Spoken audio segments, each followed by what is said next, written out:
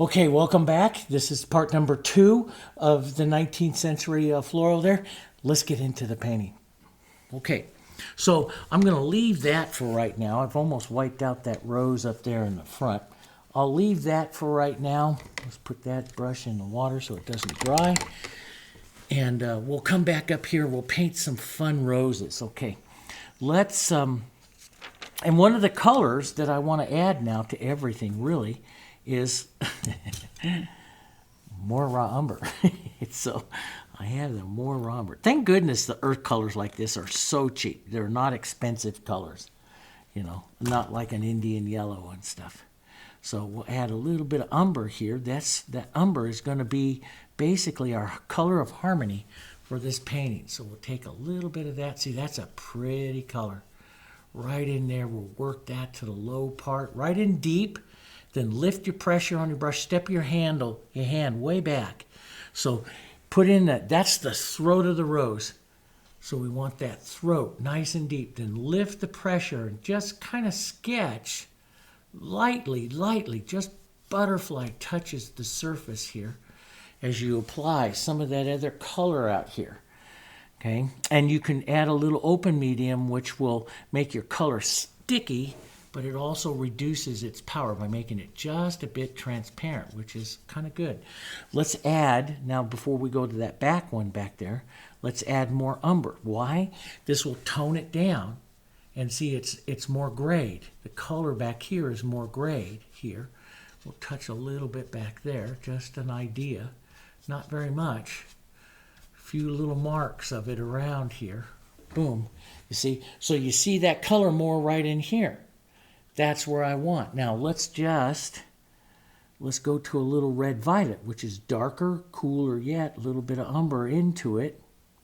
Now you can, if you want more contrast, I think that's enough in there, but I want a bit more right in that center of interest. So I'll add a few just marks of that right in there. Now, what's one of the things you do when you do this color? I'll add some more umber to this, raw umber, is I'm going to add just a bit of that to my vase. And so I should put some of that right down here into the center of this one. As it's moving out, we'll drop. See, I just lightly sketch, move my brush, lightly sketch. But let's add a touch of that right down in here. That might be too much here, just a touch, picking up a little bit of the reflection of that color in there. And I always like it, even though there may be nothing, you can't really see a color unless it's reflected, but just a little bit on that reflected light side. And I love the sparks, what I call the sparks. I just add little touches of it every once in a while around. Now, that's good. I'm going to rinse that out for a second just because that color was so heavy in my brush. And I'll go back to extender in there because I don't want to add water at all to anything that I'm doing because that will cut a hole. Okay, let me show you. See, I can come over with the brush with extender and I won't cut a hole. But if I come in here and rinse that out and I put water into my brush, I see how I cut it and how it moves, and you cut a hole right through everything. Water is your solvent. It is, you know, it is bringing back that color. So I don't want that. So I want just little color marks. Now most of this will disappear, but we put it in there. That's a good thing to get into, little color marks. And if you're an impressionist, you would just kind of like maybe pull down like that and let some of that color just come back through here, maybe a bit of that light and everything, just leave that in there. Not over here, we would want it a little darker, maybe even a touch of blue in here. You would want it really dark right down in there. See, that's your powerful cool, and then all of these warms and stuff like that. Okay, let's rinse that out a bit. If you rinse out, which sometimes you don't see me do very often, rinse out, touch back into your extender, work it into your brush a minute so you get rid of that solvent, okay, out of your brush. Now we're ready to go. Let's come back up here into the front. We'll paint these little guys right here, a triad of warm. So I'm going to take a bit of yellow, Maybe a bit of the open medium in it. Maybe a bit, maybe I want it slightly orange. So a bit of the yellow oxide, which will keep it soft. And if you want, let's just clean up that area. How do you clean it up? Put some solvent in your paper towel here and just wipe through here. Just, even though this is dry right here, I'll reconstitute it and give myself a little more room on my palette. Just work some water into it and you'll reconstitute it there for a minute. That only happens for a couple hours and then you're done. But let's add a little open medium, yellow oxide, and warm. Let's put a bit of warmth through our painting here. Look at how that sits over that cooler color. It just makes a real cool, a real pretty color. And we want just a bit back there. And so everything on these roses right now is really casual. Let's take a little bit of our white and medium white. The medium white is a nice, soft, low light. So we'll keep that into our brush here. And what I'll do is I'll put it heavy up right where I want, right around the throat of that rose. And then I just put a few marks that are going to be the roundness of the rose. Now out here, now I'm going to get some more open medium here. Out to the outside, let's put a petal here and just go lean over onto the drawing side of that rose. Let's put in a little petal right like that. And maybe across the front here, something. And then as you go this side, you're going into the shadow side. So maybe I'll reach over, even grab some of the blue or the umber, and even some of this right in here. Just dirty that all up. A little bit more umber so that you're heading to the shadow side of where that rose is going to go. And everything, when I paint casual like this, everything like this, all my brush movements are round. Do you see that? I'm moving everything into the round. Let's take some of this color right back up in here. And so I create harmony into the rose, okay? And let's grab some more of that orange, yellow. Maybe cool it. Tiny bit of the violet over here. Let's add just a bit of that into the center of our rose. It makes a nice, pretty rose here. And we can go a lot more white, especially, so I'm getting these colors to the outside. You can see those colors to the outside of the frame, but there's a white linen liner here, and I want to beat that. So I'm going to take my roses here, more light, more white. So I'll grab more white, and I'm going to reduce this again, right down here.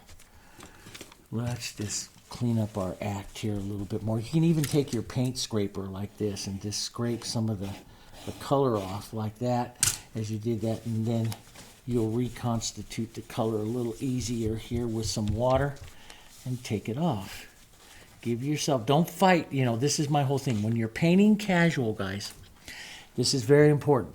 Don't have colors where you've got to reach them really far. Get everything all around you, and don't fight your palette. If there's something that you're fighting on your palette, that's going to stiffen up your hands, stiffen up your shoulders, stiffen up your brain. Don't fight it. Clean it off, get it better, and then reset it. And let's just grab a bit of this right back down into the white, because I just don't like white by itself. Let's come in here and paint on a little bit more of a light petal. Now, that's a real quick jump there, and I kind of like that, but I want to get some of those umbers in there as well. So let's just tap in a little dark, pull that right along that edge, and just make a quick little bit. We can even pull this down, give it more of the feeling of a rose pulling down there. Go a little bit more light. Let's step off over here. Maybe this is where I like to filbert. I'll draw a light little edge there. Nice little petal, and I'll start being more impressionistic. Quick little marks of color. I don't need to have a whole bunch of perfect petals like you see on the roses of the 30 days. So I'll make these more impressionistic here. make the edges more impressionistic and stuff of it. And this is where I see I like that little bit of wet pulling in there, and maybe use just a corner of the little filbert there and touch it. That's what I always call the Pettit. Pettit was a contemporary painter of Mortimer's, and Pettit always did these little marks, which I really liked. Let's grab a little bit right in here. Maybe an idea of a little petal. I can go back into some of this with some shadow to reset some shadow if I think I got my rose too light in there, see? So I set that back shadow and be casual with it. Maybe a few little marks here just as an idea. They don't have to be perfect little petals here. They can just be little marks that say this and say the shape. Get it a little bit more toned, a little bit grayer as you come back here. Just some little marks right in there. I'm going to drop that center in just a bit more, maybe not quite as dark, a little bit of umber. Let's just open this up just a bit more there, see? But I took out maybe a little too much shadow, so I'll just drop in a little bit more of a spinning kind of center there, like that. And maybe just an idea of a light mark or two. So I like those real quick sparks of light. And some yellow, some red, maybe some of my violet here. Just the idea of some of that shadow pulling through that rose there. Just a quick little mark of it. Let's go back up here. Grab some of the medium white and the white. Start out first more that. Grab some open medium. Model it up here. Maybe a different way. So we pulled across. Maybe we'll pull this one down here first. Pull down a bit to set. So I'll paint each rose a little different, but it's always going to have this kind of rounding mark and to it, because that's the way it is. I'm going to open a petal up out this way. Push that open like that. Idea, that's kind of neat. Just different, and I'll leave that like that. That's pretty, that's enough. Maybe you got to play a little. Maybe see how I pick up that little bead and I can draw that petal edge there just a touch. I think that's probably enough shape on that rose. Let's grab that medium and then a little bit more white, and let's just put in a smaller little center here. So I'm seeing this as the center of the rose, and the bowl is going to be right back there. Let's pick up some open medium. This will help thin it out and slow down the drying. Let's model it up with some of our grays and reds and yellows here. And let's pull the first shape of the petal, a nice outside petal. One over here, here, there, pull that in.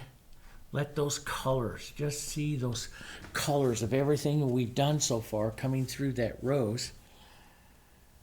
Bit more up over here. Let's that Diarylide is so pretty with a little bit of red and a little bit of red violet. Don't mix it up too much, but it's such a pretty color. Nice warm color right in there inside that rose. And this is where I'll come back, maybe have a mark of just yellow right in there. So you go from that Diarylide orange, and then you pick up some of that nice warm yellow, and maybe you want it slightly a little cooler, and I'll put some umber with this. What's your umber? Why umber? It's our color of harmony. Especially as I get further back, I touch a bit of that umber in there, and that keeps that harmony going into the painting here, which is what we want. Okay, that looks pretty good. Now we'll just warm this up. More medium white, a little bit of white. Model all those colors up. We'll build more of a front of the rose. Maybe a petal here or two to the back. Push. Sometimes I'll just push to start those colors incorporating. See, I like that. But I always kind of keep that roundness to the front bowl. More open medium because it slows it down, but it also makes it just a touch transparent, especially as I start to increase my lights. I like that open medium in there so it doesn't make my flowers too opaque. As I start to get a lot of light, they'll get very opaque, so I'm very careful about that. And open medium is a great way to help you with that here. So let's put just a light little touch right out here, a little more light right out there like that on that petal, and right across that one there. That's kind of pretty. There, you'll see I'll go back and work some of those main ones over and over and over again. Here, let's add a little bit more white to this. Build up the front here a bit more. Here, so we can see that. There, maybe a touch more. And see, I just need to have the idea. So I don't need to have perfect petals in there because I already have this one looking that way. I need color and movement more than anything else. And that's why I say so many times I paint petals for movement. I don't paint petals very often. I paint the movement of the petals, which way they're going and their direction. I don't worry about concentrating on a perfect petal. So I'm going to take some of my raw umbers, my oranges and reds and stuff here, and just push some of that color there because I felt it was starting to get a little bit light there. And maybe just a touch more light right on that edge there. That's where it's coming through. And I'll start to go pet it with this little marks of color here. So the flower doesn't need a ton of light. Just it needs the little marks to help it there. And let's go back with some of this more softer color here.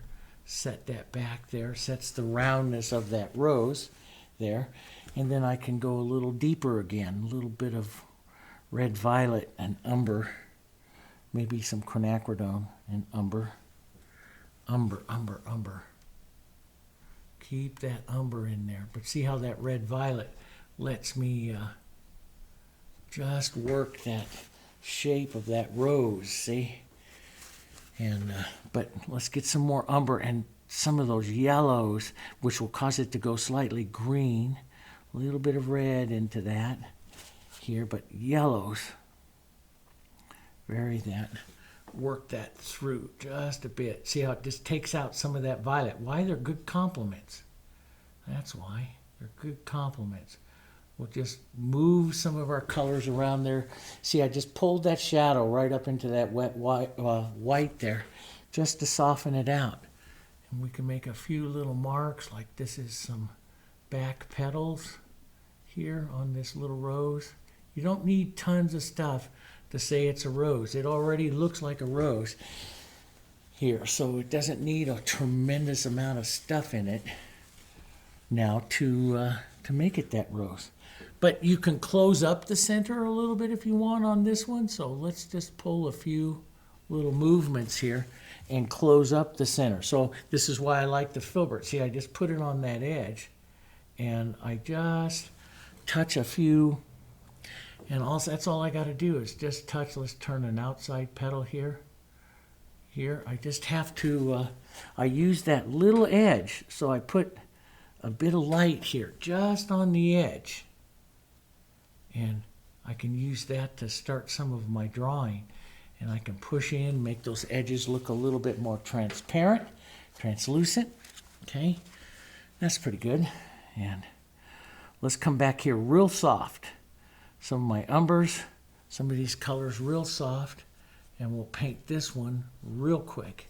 Just a real quick.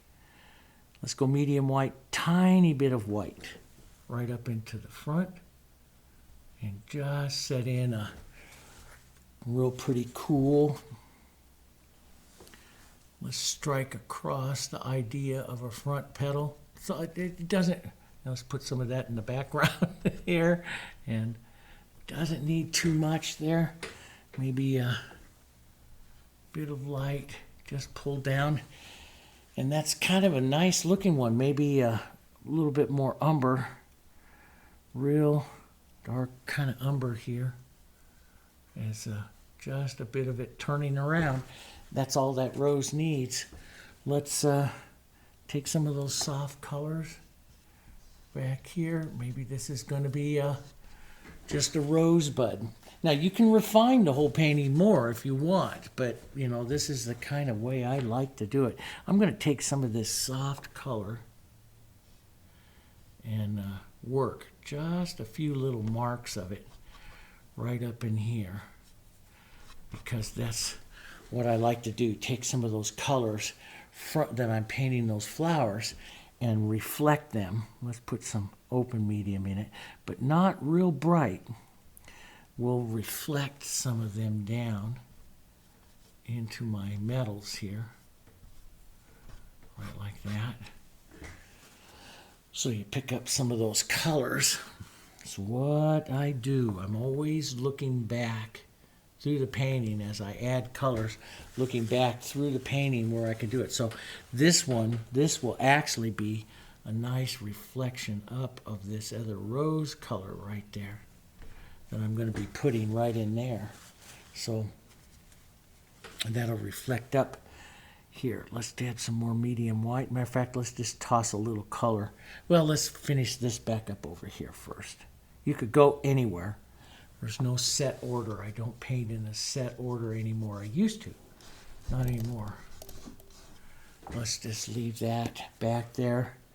Maybe more umber as I just set the idea of a back rose. Maybe just a bit of the violets there, like that. And tiny bit of the light here. Idea, just an idea of an outside petal. Just, you know, you don't need to make something perfect. Just a idea. Maybe there's a petal there. You know, it's just, you know, you're painting the impressionism of it, so you don't need to get wild and crazy with the shapes. If you go make everything perfect, then it's not an impression anymore. It's a perfect. So we want to paint the impressionism of it. Let's open medium, some of our soft yellows, reds, some of this. Set that. See how, and that rose is real pretty here when I just underpaint it just slightly. You see, I mean, I don't have those pure whites out there yet. So, and it doesn't need it too much. Just put on a few ideas of the, maybe a little bit more light right up here at the top where the light would be hitting this rose here. And then let it fall down here into the shadow here. Like that. Maybe some of these yellows, violets and reds. Right in here, we'll, like we did the others, we'll paint back through that center a minute. Soften some of that out there.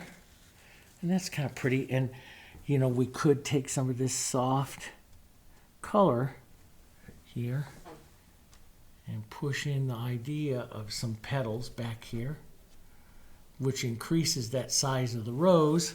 And that's one of the things I look for, is just how large I want to make that rose. I usually make one really kind of diminishing in size down somewhere like that. I find the viewer's eye plays through the composition better when I do that. So not making all of them exactly the same size. That's what I mean by it. So I do like that. Now I'll take that corner of that filbert. Let's draw just a petal here. A little bit more light, because this will set it up in front of this one. And we'll just use that filbert edge. That's that edge. See how I'm rolling over onto that edge to kind of draw that petal there. And I'll draw another one right in here. boom, right across like that. Maybe let that shadow come up and pick that up. And then we'll put, let's express our light source through there. So a little more light right there. A little more, this is just white now. A little bit of white right there. And onto this other rose, it's going to hit right up in here. A little bit more light, so light's tracking through. And then some white taken down slightly, a little bit right in here, right there. So it's not so light, so that light's tracking through there like that. But you see it nice and light, which means up onto this front rose, I can have just a bit more light right in here. And we'll push that into that shadow there, just like that. So I got that nice light tracking through there. Rinse that out. I really didn't want to do that because I have this one I just saw, so I'll dirty it back up. Medium white. We're away from that center of interest a little bit. Medium white here first. Okay. Now the rose, we're looking into the rose, so we should spin around just a bit like that. Spinning around because we're going to look into the rose. So let's just take some of our colors here and spin them around. Don't make like a whirlpool or anything like that. We just want to spin those lights just a little. Don't need that too much. We'll put a bit of light right across the front here. That's kind of neat. Maybe a light touch back in here. You can see some petals moving in and out. Let's go back medium white to our softer colors. Let's put a petal right like that here. And coming in through here. Then let's get darker, more toned yellows, violets through here. There we go. Push some of that in there. Maybe a bit of violet here. Push that in. Now sometimes you see me paint with my left hand like this. Different. I paint with both my hands.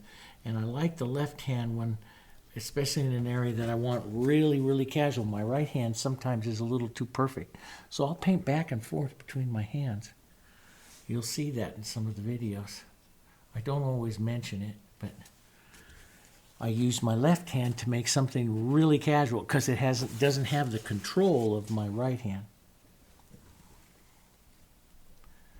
But we'll just loosen that up a bit. Let's put a slightly lighter petal, like right here, right into that rose a bit. Right in there like that, so and maybe a bit more of the yellow right in through there. And see, I'm just loosening this one up. I want it a little different, and I'm just kind of working back and forth in the petals here a minute to loosen it up here. There we go. And maybe pull some up. I always look for that bowl. Where's the bowl? And I leave the bowl. So I try not to mess with the bowl too much. But sometimes putting on some thick paint and just kind of moving it around will make it a pretty little rose. And we can spin around that top there a bit. You would want, if it's sitting down, you would want a couple of flattened out petals, kind of, so your last strokes will pull slightly flat because it's sitting flat on the table. And we might hit a bit of the light right there like that as well, just like that. And let's spin some of that around again, right like that. And that's not too bad. Now, let's, now, one of the things, let's take a look at, did we accomplish by getting that wide enough? And I think we did. I think that'll be pretty in there like that. Okay, now what's some of the other colors? We have this golden color and stuff that we can pull out. And so you have your choice. Overall, I'm really, really warm on this painting, and I can toss some green leaves in there. Or my favorite is to take the green, really burnt sienna. And we can go burnt sienna and a little bit of the red, the browns. We have the umbers and stuff like that that we can really go to. And let's see here, even some of the red violet and that green is a real pretty darker color. Let's take some of this in. See, these will be darker colors and just ideas here. And we get some burnt sienna in it because some of those tones are in. Let's just take some of that here. It's going to increase our contrast, but we might want to come out here like this and draw. This is why I like the filbert. I can draw really easy, rolling it up over onto its sides here. But back up over here, we'll keep it, and Mortimer's did this a lot. Keep maybe that trinity of leaves right here like this, coming over onto the shadow side here, coming down, idea of some, and we might want to draw back here real thin. You might want to just add some extender here, just to get a real casual shape to some leaves there. And some of those reds too, think of fall leaves, more burnt siennas and reds. You can add that into some of this. And if you do add some of that, make sure you take a mark or two. Now, you just don't want to make this whole painting a rainbow, but you want to take that's what an impressionist do. We'll take a mark or two of some of that and push that back there, and it works. Let's take a mark or two or some of this color. So like right up in here, some of this burnt sienna and green and red violet. You can even touch into some of the blue of the container. Real dark colors here to, push some of that in here.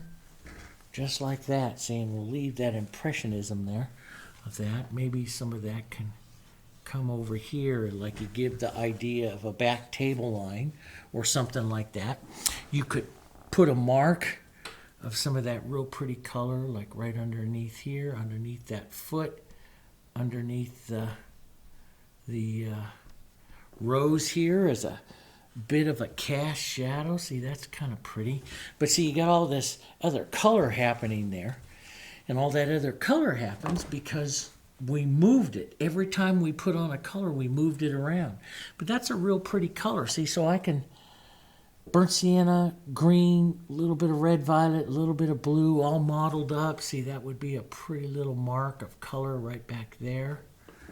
See, I can go just slightly more green, maybe a little bit more green and yellow and stuff here, and put one right up in here, up into the front, maybe right in through here, some of that color, so that it, so we do get some green leaves here, but they're very soft in their expression here. We can bring it up even more, but now we're starting to tie it together. And don't forget, if you touch it there, touch it, into a few other areas.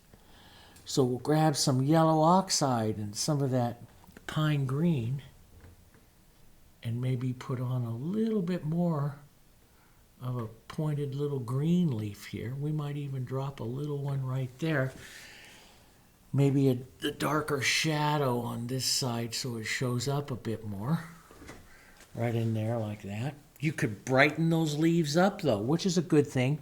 You don't want to make when you're working with a composition, let's just add some light here. You don't want just your flowers. See, if your flowers are really, really light and you have no other light leaves, your flowers will float off of your composition. So the second I start to add a few of these light marks of these leaves, they harmonize. Your light will travel. We call them the little bridge. Your light will travel through. Now, some artists leave it like that, but your light here, see how my light is now traveling through the flowers and up into the leaves. Now, there's some artists that will float their flowers on purpose. My job is not to say one is right or wrong. My job is to point out what it is you're seeing. And that's all I want to do. And artists will use different techniques to do that. And some will specifically float their leaves so that they create that look. And there's nothing wrong with that. I used to teach years ago, yes, that's wrong, because that's the only thing I knew was to say yes or no, right and wrong. And I don't look at that anymore. Everyone has their own creativity. And I think we should let everybody express their creativity, because that's what makes the paintings pretty.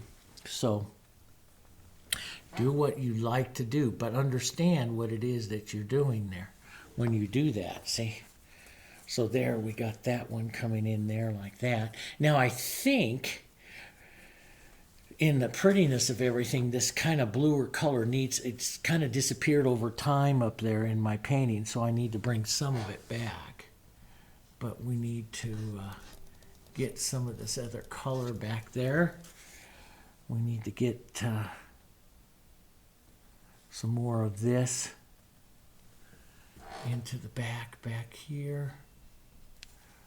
Get some ideas of that movement here. Some ideas of just back stuff going on. And get some of this burnt sienna and green and some of this going on back up here. This is what I always call the brush dance. Just kind of taking some of this up. It lightens up and aries up your composition. Get some of those colors. Blur some edges there. Loosens it up. Let's take just a couple of a brighter green stroke right through here. Just because that, again, gives more depth to some of the stuff you're doing. And see, it's very casual. This is what I like about being very casual with the painting here, like this. And it took me a while. It took me, and you're seeing, like, I never did anything with that painting. That was my own study. I never filmed it, never did anything. I painted it here I had some of my students and friends here for a couple weeks, and we just come together and we try things and paint. And so I just sat down to paint that one to try, and I like doing that, trying different things. That's what I've always loved about art, and painting with people that are different artists than what I am. I like doing that. So there we just put on a little spark there. That's kind of neat, and just putting some of that color back here. Yeah, that's kind of pretty. Put on some of this just the marks of color, guys. Just the marks of color. See? Just put those on. And, just give the ideas, and you can give a little more shape and stuff to it. Put a shadow, put a vein line, all that kind of stuff if you want. That's all up to you. And, I let everyone's a little different. I'll just put some of that on. That's when I get really casual here and take that out. I just move color. See, I like that little bit of violet going right in there. And, let's come back up over here. Maybe back to some of that green, burnt sienna, and red violet.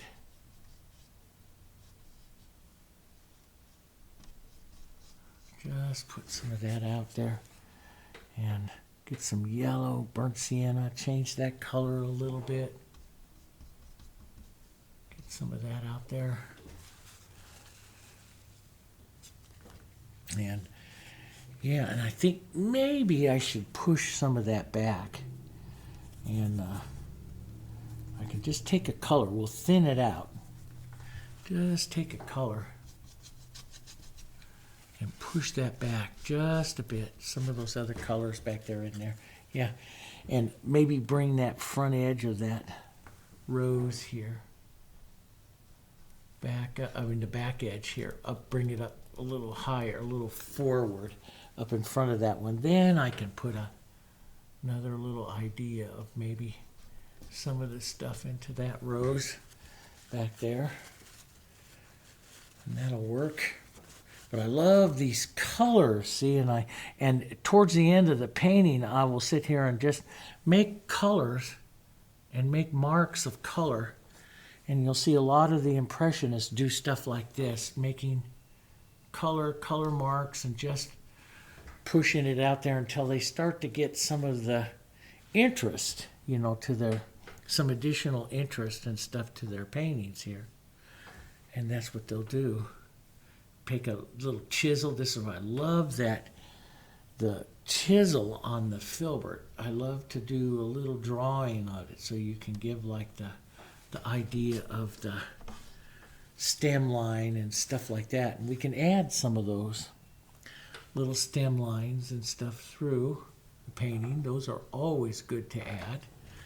If it doesn't show up with light, then put it in with dark, but they're always good to add through the painting. Here. Little stem lines, little vein lines. Let's bring this leaf up even more so. I think because it's right up in front, and so you would expect to see it a little bit more, so we'll take some green and into some of that lighter yellow green here. And we'll bring this up a bit more. It doesn't have to be too much, but a bit more here, right up into the front. And if that's too green, which it really bothers me just a bit, maybe a bit more yellow. There we go. Put a bit more yellow into it, right there like that. That's kind of neat. You can always take it back a bit with some shadow here, right up against that edge. But it's a different type of composition. Now, do you want to, I'm thinking because I'm thinking here, because this is so, the frame is very busy, it would be very nice to leave a painting like this a little bit busy. A lot of brushwork, a lot of calligraphy, that kind of stuff. And so, because the frame's got a lot of contrast, and I think I'm going to do that. But there still is just a little bit more harmony that I can do, and then I might call this painting, and that is to get back here. Let's just add, I know it's been, we're at an hour and 40 minutes into this painting, not quite 40 minutes. I'll pick some of that and see, I can just reconstitute this with some water. This is the original kind of bluish color I used. And I'm going to lighten that up and add a little bit of that. See how pretty that is onto the shadow side. See, it's traveling that color, the pewter color here. It's more of a toned silver than it is a pewter. Could get a little warmer, but I'll let you guys decide that. So I can push some of that through here. Just a bit, little marks of it here. And carry that through some of my flowers a bit. And even into some of the leaves. You can just touch some of that into the leaves here. Some of the marks coming through. Let's even push some of that right into like this leaf. Ooh, that's pretty. See, and so sometimes, when you go to green and reds and stuff like that, the jump kind of bothers you. You don't know why. Well, then you take this common color or the blue color that you would see, in the painting, and you start adding that through, and all of a sudden your eye moves through the painting a lot better because the eye moves through colors. And so we can see some of that moving through, just real soft there. Maybe a bit more light, a little warmer. Right up there into the front of that one. It just says a little rose back there. So that helps, there quite a bit. Little sparks.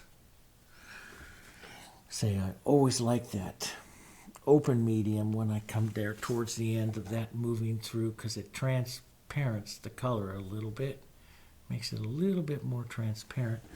Just pull some of that through, maybe grab some of this, was warm this up a bit with some of that color I just used on the leaves, and pull some of that through. See, what I'm doing is, even though I'm still leaving this the silvery pewter color, I'm pulling some of the other colors, from the composition into it, which would naturally happen, and increasing the harmony of the painting.